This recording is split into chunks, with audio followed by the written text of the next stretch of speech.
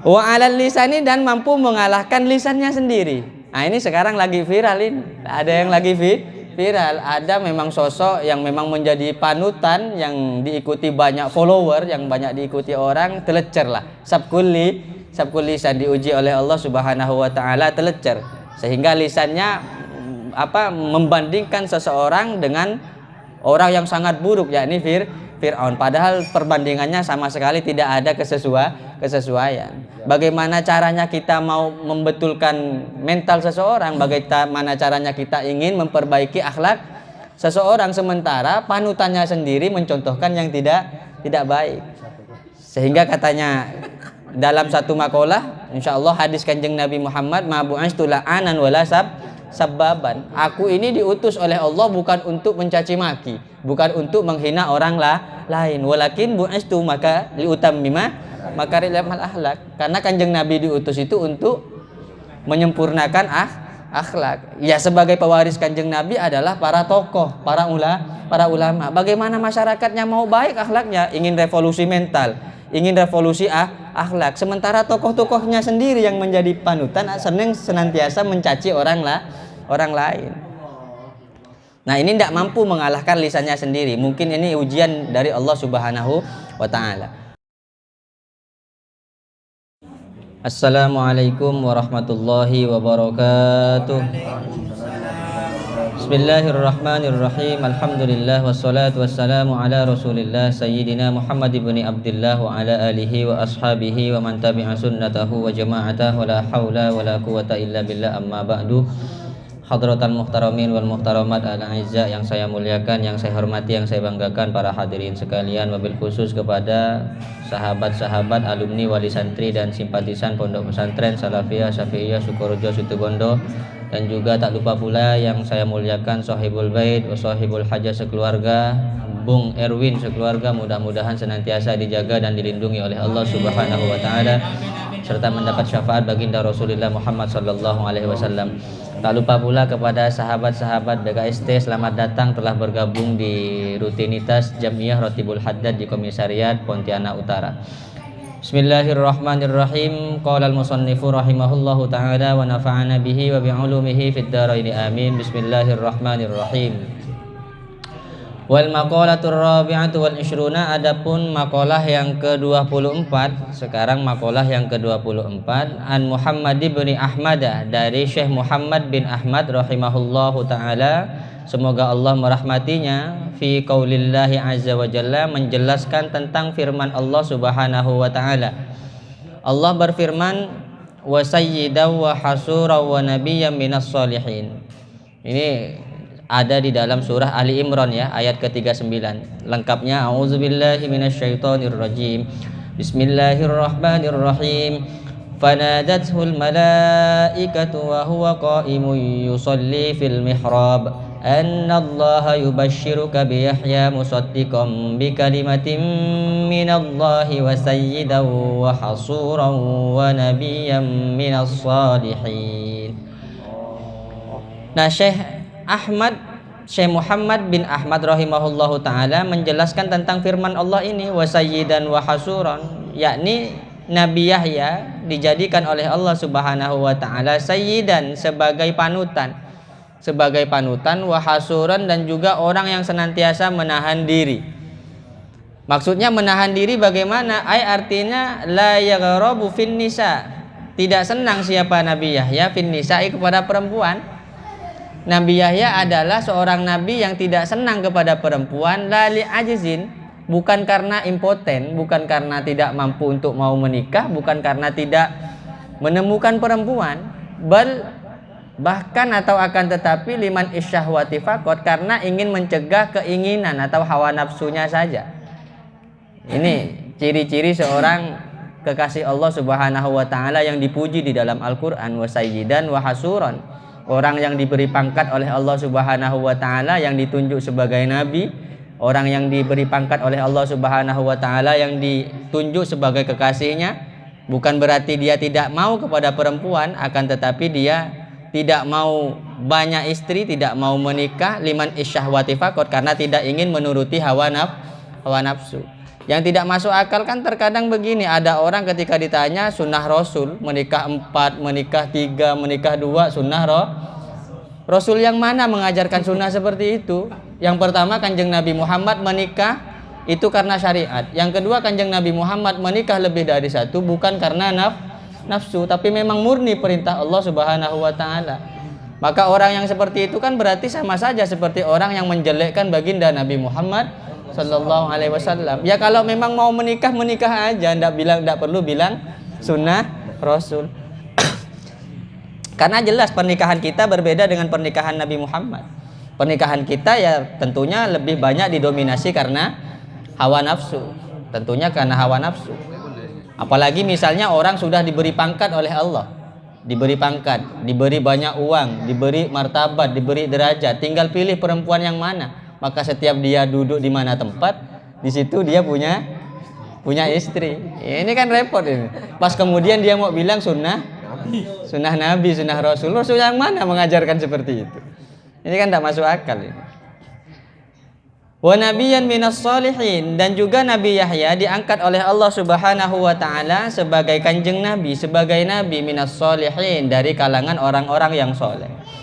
Qala asy-Syaikh Muhammad, berkata siapa Syekh Muhammad, zakarallahu taala sayyidana Yahya alaihi salam, telah menyebutkan, menceritakan siapa Allah Subhanahu wa taala sayyidana, kepada tuan kita, kepada panutan kita, siapa? Yahya alaihi salatu wassalam, yakni Nabi Yahya alaihi salatu wassalam. Menyebut apa? Sayyidan, bahwa Nabi Yahya adalah sebagai sayyid. Wa huwa abduhu, adapun yang dimaksud sayyid adalah abduhu ta'ala, adalah hamba Allah Subhanahu wa ta'ala. Nah ini juga menarik, ada sahabat-sahabat kita, teman-teman kita dari kalangan-kalangan minhum, yang memang mensyirikkan orang mengucapkan sayyid. Allahumma sholli ala sayyidina Muhammad. Syirik itu tidak boleh, sayyid itu hanya untuk Allah Subhanahu wa ta'ala. Jadi yang kita ikuti hanya Allah, yang dijadikan Tuhan, betul-betul sebagai Tuhan hanya Tuhan, hanya Allah. Nabi tidak bisa. Padahal ini sudah dibantah oleh Allah Subhanahu wa taala sendiri menggunakan Al-Qur'an. Bukan katanya kiai, bukan katanya ulama, bukan katanya siapa-siapa, tapi katanya Allah Subhanahu wa taala menyebutkan apa? Zakarallahu taala sayyidana Yahya bilafdi sayyidin, menggunakan lafaz sayyid. Bagaimana dalam Al-Qur'an bahasanya? Wa sayyidan wa hasuron wa nabiyan minas sholihin. Jelas sekali bahwa Allah mengangkat Yahya sebagai sayyid. Sayyid maksudnya adalah kebulana, hambanya Allah Subhanahu wa ta'ala. Li'annahu alaihi salatu wassalam, karena sesungguhnya Nabi Yahya alaihi salatu wassalam. Kenapa disebut dengan sayyid Nabi Yahya itu? Karena ada siapa Nabi Yahya, ghaliban adalah senantiasa menang. Ghaliban adalah senantiasa menguasai, ala arba'ati asya'a, atas 4 perkara ini. Kita juga bisa disebut dengan sayyid, tapi bukan berarti habib ya, atau bukan berarti nabi, tapi ya nanti dibilang ini apa, ponaannya nabi atau gimana. Kalau sudah menang kepada 4 perkara ini, apa yang dimenangkan oleh Nabi Yahya sehingga dipuji oleh Allah Subhanahu wa taala sebagai sayyid? Yang pertama, menang alal hawa, menang atas hawa nafsunya, mengalahkan hawa nafsunya. Dengan contoh tadi, dia menikahi perempuan bukan berarti karena dia menuruti hawa nafsunya, tapi betul-betul karena perintah Allah Subhanahu wa taala. Yang kedua, wa ala iblisa, dan menang atas iblis, melawan iblis. Nah, kalau kita juga bisa melawan iblis, ya berarti bisa dijuluki sayyid juga itu. Kira-kira sayyid begitu kan? Wong kita 11-12 kok. Bagaimana mau dibilang sayyid? Mungkin di banyaknya orang kita takut kepada Allah, tapi kalau sendiri, ya kan? Ketika orang tidak melihat karena dipanggil Pak Ustadz, dipanggil Kiai begitu kan? Kalau ramai-ramainya orang maca, jasnya dipakai. Wow, karena live. Coba tak live. Aus-kaus kan mana bang? Wa alal lisani, dan mampu mengalahkan lisannya sendiri. Nah ini sekarang lagi viral ini. Ada yang lagi viral. Ada memang sosok yang memang menjadi panutan, yang diikuti banyak follower, yang banyak diikuti orang, telecer lah. Sabkul lisan, diuji oleh Allah Subhanahu wa taala, telecer. sehingga lisannya membandingkan seseorang dengan orang yang sangat buruk, yakni Fir'aun, padahal perbandingannya sama sekali tidak ada kesesuaian. Bagaimana caranya kita mau membetulkan mental seseorang, bagaimana caranya kita ingin memperbaiki akhlak seseorang, sementara panutannya sendiri mencontohkan yang tidak baik. Sehingga katanya dalam satu makalah, insyaallah hadis Kanjeng Nabi Muhammad, ma bu'astu la'anan wala sabbaban. Aku ini diutus oleh Allah bukan untuk mencaci maki, bukan untuk menghina orang lain. Walakin bu'astu maka liutammima makarimal akhlak. Karena Kanjeng Nabi diutus itu untuk menyempurnakan akhlak. Ya, sebagai pewaris Kanjeng Nabi adalah para tokoh, para ulama. Bagaimana masyarakatnya mau baik akhlaknya, ingin revolusi mental, ingin revolusi akhlak, sementara tokoh-tokohnya sendiri yang menjadi panutan senantiasa mencaci orang lain. Nah, ini tidak mampu mengalahkan lisannya sendiri. Mungkin ini ujian dari Allah Subhanahu wa taala. Wa alal ghadabi, dan Nabi Yahya senantiasa menang alal ghadabi, atas rasa marah, mampu menguasai emosi. Ini kalau ada yang mampu menguasai emosi mungkin agak bisa nyerempet sedikit, bisa dipanggil Sayyid gitu. Oh, bisa. Ini memang susah sekali ya. Terkadang begini, kita memahami ada hadis itu dari Kanjeng Nabi, la taghdab, jangan marah. Itu tidak mungkin, karena fitrah marah itu diberikan oleh Allah kepada semua manusia. Kira-kira di antara kita ada nggak yang tak punya fitrah marah?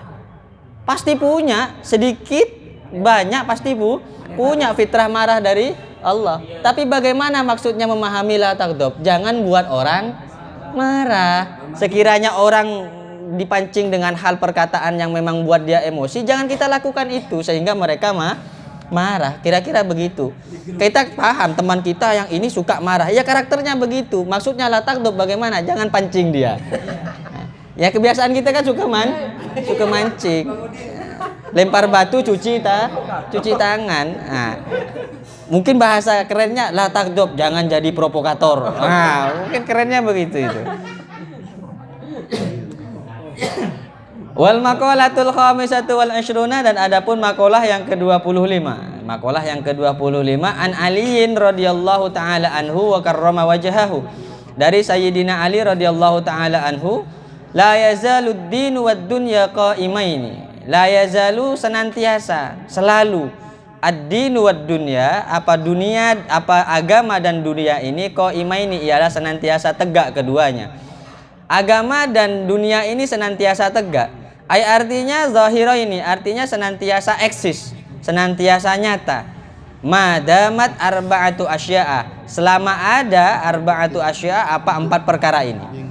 Jika tetap ingin keberlangsungan dunia dan agama ini senantiasa sampai datangnya hari kiamat tidak dipercepat oleh Allah Subhanahu wa taala, maka 4 perkara ini tidak boleh tidak ada.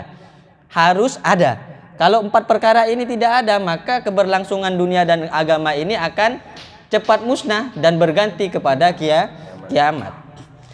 Fama, maka adapun ma masdariyatun zarfiyatun, adalah ma masdariyah zarfiyah.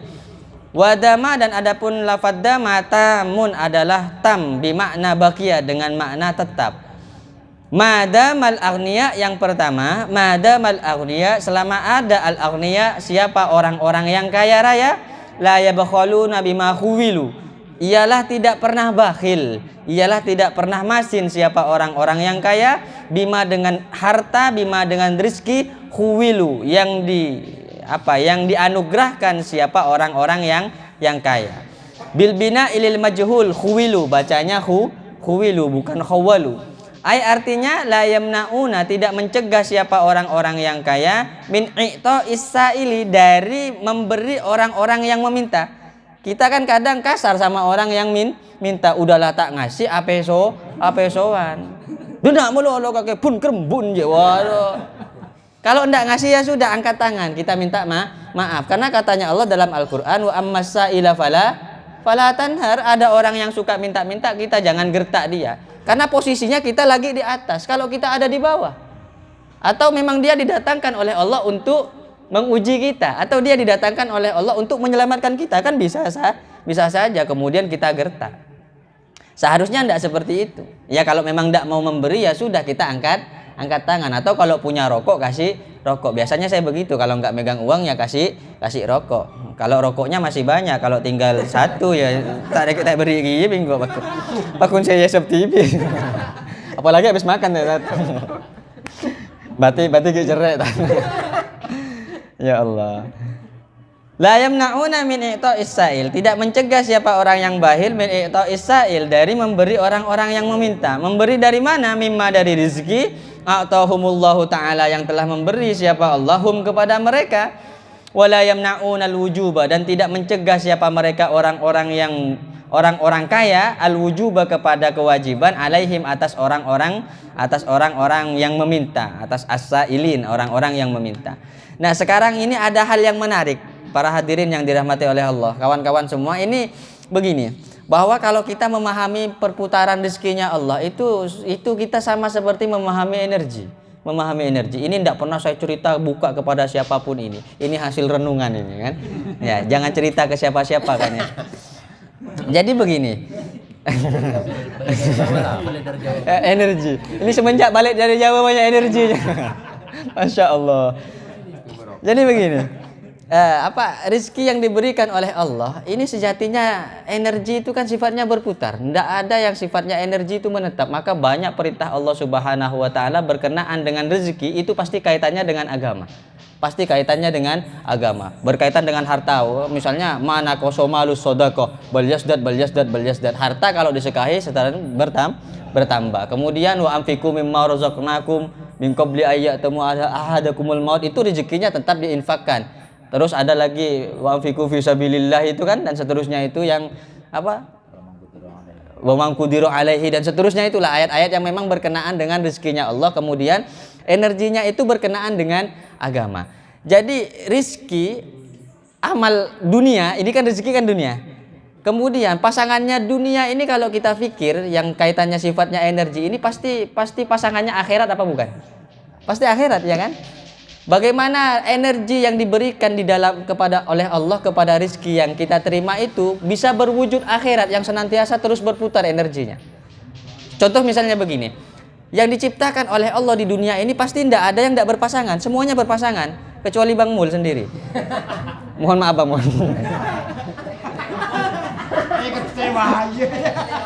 Semuanya berpasangan. Coba ada siang pasti ada malam, ada kiri ada kanan, ada suami, ada istri, ada Bang Mul, ada sendiri. Iya, kira-kira begitu saja. Nah, begini. Nah, dari misalnya kita contoh siang sama malam, kekuatannya lebih besar mana energinya? Energi dari siang dan malam itu lebih mana besar? Tentunya siang. Nah, apalah artinya siang kalau tanpa adanya malam yang diciptakan oleh Allah? Memang energi kita mencari rezeki, tapi malamnya kita gunakan untuk ibadah kepada Allah, kan begitu. Kemudian misalnya kiri sama kanan, mana kuat? Tentunya kanan. Apalah arti kekuatan kanan kalau tidak ada bantuan dari kiri? Begitu juga suami dengan istri. Suami dapat rezeki, tapi yang memanfaatkan rezeki itu siapa? Kan tentunya istri. Coba rezekinya dipegang sama suami, kira-kira keluarga itu kaya enggak? Tak kira soki miskin tetap akun tretan, paling colon sajon biru rokok melolo. Ongguan tapi kita punya rezeki, kita putarkan, kasih ke istri kita, berputar. Penuh enggak rumah?